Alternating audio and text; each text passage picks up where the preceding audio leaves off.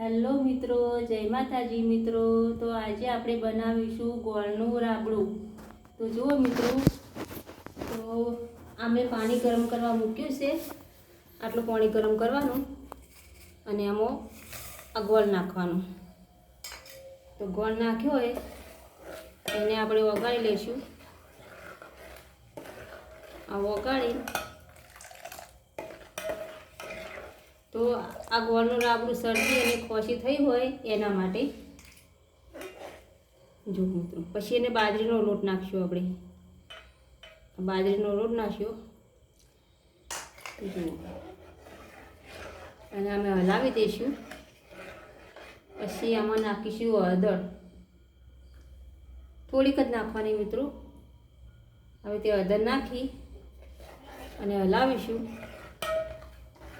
અમારે એક ભાઈને ખોશી શરદી થઈ છે તેના માટે અમે બનાવીએ છીએ। તો જુઓ મિત્રો, આ ગોળનું રાબડું શિયાળામાં બનાવીને પીવાનું, શરદી કે ખોશી થઈ હોય એના માટે।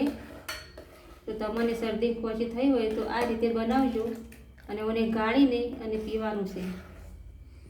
જય માતાજી મિત્રો।